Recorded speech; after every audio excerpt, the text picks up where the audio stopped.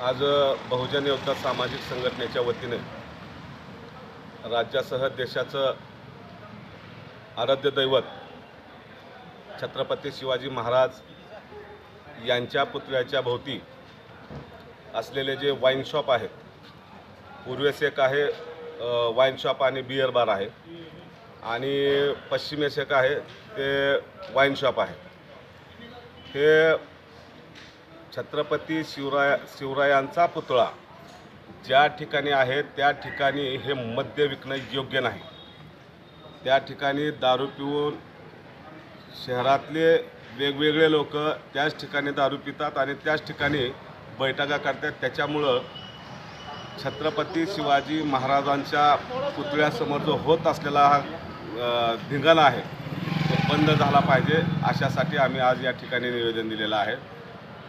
छत्रपती शिवाजी महाराजांचा पुतळा या जिल्ह्याचे जिल्हाधिकारी सन्माननीय रामानंद तिवारी यांच्या प्रयत्नातून व शहरातल्या अनेक प्रमुख लोकांच्या प्रयत्नातून छत्रपती शिवरायांचा पुतळा 1983 साली त्या ठिकाणी उभा करण्यात आला आणि त्यानंतर मात्र जे बियर बार आहेत, वाईन शॉप आहेत, त्याच्यानंतरच्या त्यांच्या परवानग्या आहेत।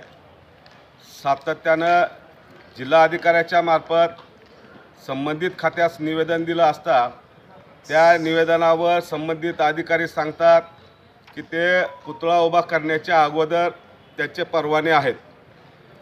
जरी पुतळा उभा करण्याच्या अगोदर परवाने असले तरी त्या ठिकाणी ते आमचं दैवत आहे, छत्रपती शिवाजी महाराज हे आमचे दैवत आहेत।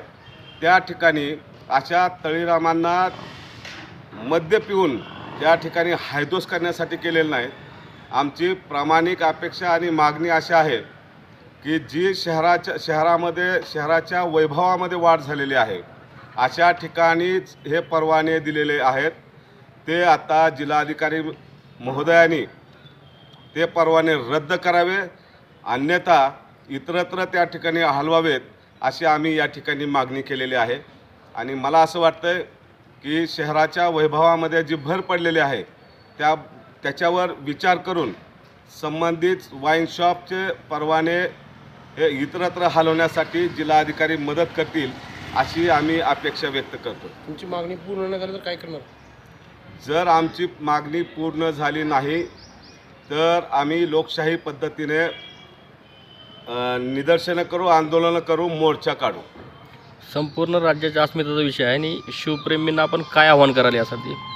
शिवप्रेमींनाही हेच आवाहन करतो मी की शहराच्या मध्यवर्ती ठिकाणामध्ये छत्रपती शिवरायांचा आशारूढ पुतळा आहे, त्या ठिकाणी जी होत असलेली दारू विक्री ती बंद करण्यासाठी शिवप्रेमींनी आमच्यासोबत यावं आणि हे जे चाललेलं आहे ते सध्या बंद करावं अशी आम्ही शिवप्रेमींना विनंती करत आहोत।